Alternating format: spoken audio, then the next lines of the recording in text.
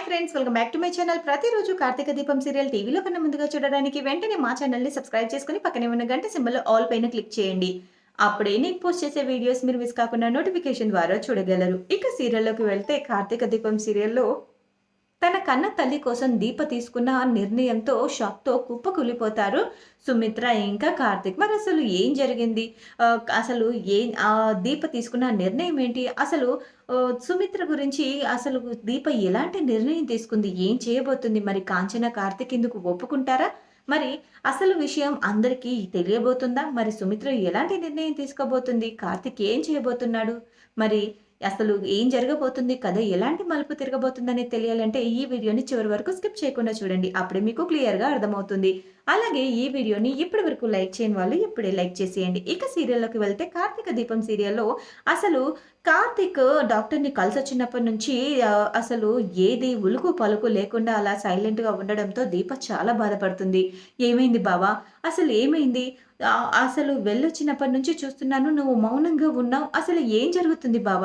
అసలు నాకేం అర్థం కావట్లేదు. నువ్విలా ఉండడం చూసి నాకు భయంగా ఉంది. అమ్మకేమైంది? డాక్టర్ ఏం చెప్పింది? అసలు ఏం జరిగింది? నోట్లోంచి బ్లడ్ ఎందుకొస్తుంది? అమ్మ అలా నీరసంగా ఎందుకయిపోతుంది? చెప్పు బావ, చెప్పు బావ" అంటూ కార్తీక్‌నైతే ఒకటే సతాయిస్తూ ఉంటుంది దీప. ఇక దీపకు ఏమీ చెప్పలేక, తెలిస్తే దీప బాధపడుతుందని తెలిసి ఎలా తను మెయింటైన్ చేయాలో తెలియక చాలా అంటే చాలా బాధపడుతూ ఉంటాడు కార్తీక్. అయితే "ఏం లేదు దీప, ఎన్ని సార్లు చెప్పాలి? ఎందుకలా సతాయిస్తున్నావు?" అంటూ విసిగిస్తావు అంటూ అసలు తనని కోపడుతూ ఉంటాడు. "ఏంటి బావ, నేను విసిగిస్తున్నానా? నేను సతాయిస్తున్నానా? ఏమైంది బావ నీకు? అసలు అమ్మకేమైందని చెప్పమంటే నువ్వెందుకు అలా చేస్తున్నావు? అమ్మకేమైనా సీరియస్ మ్యాటరా బావ? అసలు ఏం జరిగింది బావ? చెప్పు బావ" అంటూ కాలర్ పట్టుకొని మరీ "అసలు ఏమైంది బావ? ఎందుకలా నువ్వు అలా చేస్తుంటే నాకు చాలా భయంగా ఉంది. ఎందుకంత కోపంగా ఉన్నావు? అసలు ఏం జరిగింది బావ? చెప్పు" అంటూ అనగానే "ఏం చెప్పమంటావు దీప? అత్తకి బ్లడ్ క్యాన్సర్ దీప" అంటూ చెప్పగానే ఒక్కసారిగా దీప గుండెల్లో వణికి పుట్టేస్తుంది. "ఏంటి? ఏం మాట్లాడుతున్నావు బావ? అమ్మకు క్యాన్సర్ ఏంటి? అసలేం మాట్లాడుతున్నావు? నాకేం అర్థం కావట్లేదు" అనగానే "ఏం చెప్పాలి దీప? నాకసలు ఏం చెప్పాలో కూడా అర్థం కావట్లేదు దీప. ఎందుకు ఇలా అయ్యిందో అసలు దీనికి కారణం ఏంటో కూడా నాకు అర్థం కావట్లేదు. అయినా ఇప్పుడు ఏం చేయాలో కూడా నాకు అర్థం కావట్లేదు. 2 రోజుల్లో ఇంకొక రిపోర్ట్స్ వస్తాయంట. ఆ రిపోర్ట్స్ వస్తే గాని అసలు కారణం ఏంటి అనేది తెలీదు" అనగానే "ఏంటి బావ, ఇలా గుండె పగిలే నిజాన్ని బయట పెడుతున్నావు. నాకైతే వణుకు పుడుతుంది. అమ్మకేం జరుగుతుంది? అమ్మకేం కాదు కదా! అమ్మకి ట్రీట్మెంట్ అవుతుంది కదా! అమ్మ మళ్ళీ తిరిగి కోలుకుంటుంది కదా" అనగానే మనం అందరం అదే కోరుకోవాలి దీప. అయినా డాక్టరు 2 రోజుల్లో చెప్తానన్నారు. అదీ కాక ఈ ట్రీట్మెంట్ క్యూర్ చేసే స్టేజ్‌లోనే ఉందని చెప్పారు. కానీ నాకు మాత్రం చాలా భయంగా ఉంది దీప అంటూ అనగానే "ఏంటి బావ, నాకు ధైర్యం చెప్పి నువ్వు ఎందుకలా ఏడుస్తున్నావు? నాకేమి అర్థం కావట్లేదు బావ" అంటూ చాలా బాధపడుతూ ఉంటారు ఇద్దరు కలిసి. అలా వాళ్ళిద్దరూ కలిసి బాధపడుతుంటే దశరథ వచ్చి "ఏమైంది కార్తీక్? అసలు ఏమైంది? హాస్పిటల్ నుంచి వచ్చినప్పటి నుంచి నువ్వు మనిషిలో అసలు ఏంటి అసలు సైలెంట్‌గా ఉన్నావు. ఓ 10 సార్లు పిలిచినా పలకట్లేదు. నిజంగా చెప్పు కార్తీక్, అసలు ఏం జరిగింది? నాకు చాలా భయంగా ఉంది కార్తీక్. అసలు సుమిత్రకి ఏమైంది? డాక్టర్ నా దగ్గర ఏదో దాస్తున్నారు. నీకు మాత్రం నిజం చెప్పారు అని అనిపిస్తుంది. నువ్వు నా దగ్గర ఏమి దాచట్లేదు కదా! చెప్పు కార్తీక్, చెప్పు" అంటూ అనగానే నాన్నకు తెలిస్తే చాలా బాధపడతాడు. ఇప్పుడు ఈ విషయం గురించి ఎలా అంటూ ఇక చాలా బాధపడుతూ ఉంటుంది దీప. ఇక కార్తీక్ తప్పక అది "ఏం లేదు మామయ్య, అసలు మందులతో తగ్గిపోతుందని డాక్టర్ చెప్పారు కదా! మీరేం కంగారు పడకండి మామయ్య. నేను చూసుకుంటాను. రేపు 2 రోజులు హాస్పిటల్‌లో ఉండాల్సొస్తుందని డాక్టర్ చెప్పారు" అనగానే "అదేంటి కార్తీక్, నాతో ఏం ప్రాబ్లమ్ లేదు. మందులతో సరిపోతుంది అన్నావు. మరి హాస్పిటల్‌లో అడ్మిషన్ అవ్వడం ఎందుకు? అసలు ఏం జరుగుతుంది కార్తీక్? చెప్పు కార్తీక్" అంటూ అడుగుతూ ఉంటాడు దశరథ. "అది మామయ్య" అంటూ అనగానే "నువ్వు చెప్పకపోయినా నాకు అర్థమవుతుంది. అదేదో మేజర్ ప్రాబ్లమ్ అని. కానీ ఆ ప్రాబ్లమ్ ఏంటి అనేది తెలుసుకోవాలని అనుకుంటున్నాను. చెప్పు కార్తీక్, చెప్పు. నా భార్యకి ఏమైంది?" అంటూ అనగానే "అత్తకి బ్లడ్ క్యాన్సర్ మామయ్య" అంటూ చెప్పగానే ఒక్కసారిగా కుప్పకూలిపోతాడు దశరథ. అయితే సుమిత్రని చూస్తూ అలా ఉండలేకపోతాడు. "సుమిత్రకి బ్లడ్ క్యాన్సర్ ఏంటి కార్తీక్? అసలు ఏం జరుగుతుంది కార్తీక్? నాకేమీ అర్థం కావట్లేదు" అనగానే అది మామయ్య నువ్వేం కంగారు పడకు మామయ్య. అసలు ఏం జరగదులే.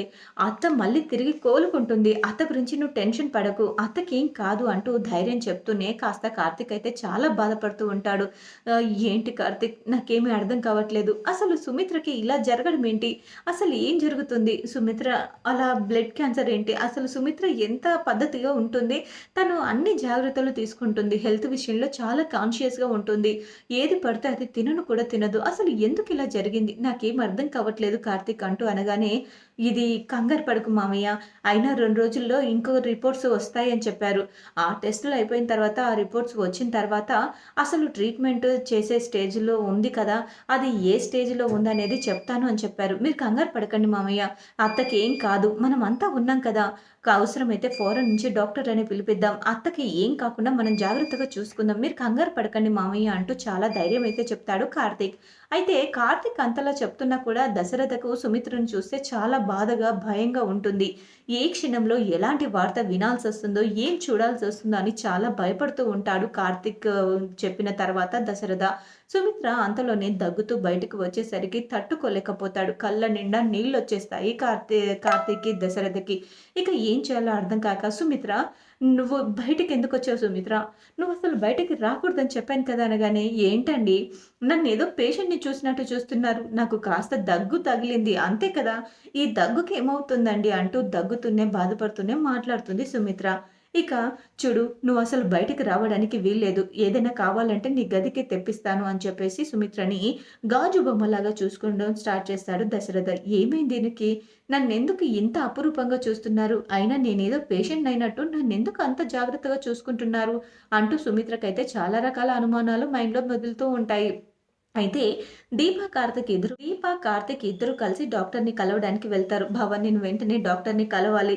వెళ్దాం పద బావ" అంటూ అనగానే ఇక కార్తిక్ అయితే దీప బాధ చూడలేక కార్తిక్ దీపని హాస్పిటల్‌కి తీసుకువెళ్తారు.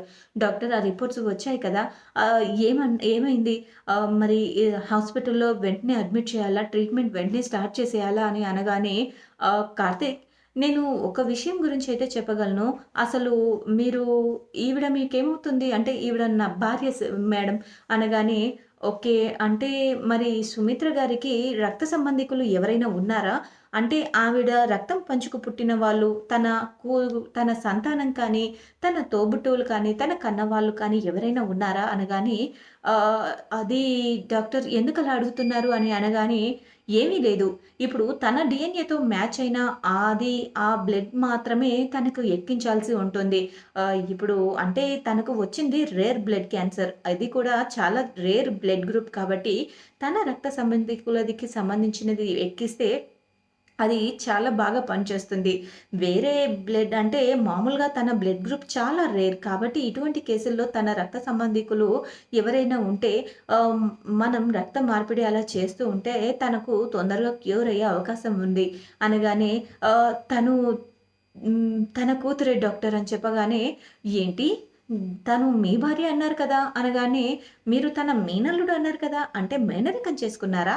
అంటూ అనగానే, అది ఇది మేడం మీకు ఒక విషయం చెప్పాలి అనగానే, చెప్పండి కార్తీక్ అనగానే, ఇలా ఇగ అక్కడ తను చిన్నప్పుడే మా అత్తను విడిచి బయటికి వచ్చేసింది. అంటే పరిస్థితులు అలా వచ్చాయి అని చెప్పేసి తన పుట్టుక గురించి, తన పెరగడం గురించి మొత్తం కూడా చెప్పేస్తాడు కార్తీక్. ఇప్పుడు తన కూతురన్న విషయం ఇంట్లో వాళ్ళకి ఎవరికీ తెలీదు. కానీ ఇటు రక్త సంబంధికులంటూ ఎవరు లేరు.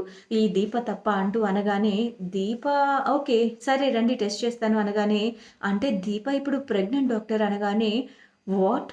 దీప ప్రెగ్నెంటా? ప్రెగ్నెంట్ అయితే తను ఎలా బ్లడ్ ఇస్తుంది?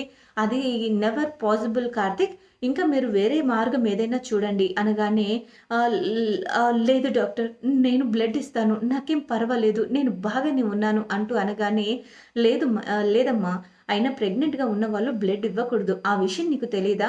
ఇప్పుడు నీకన్నా నీ కడుపులో ఉన్న బిడ్డకి ఎక్కువ బ్లడ్ అవసరం పడుతుంది. కానీ నువ్వు ఇలా బ్లడ్ డొనేట్ చేస్తాను అనడం కరెక్ట్ కాదు.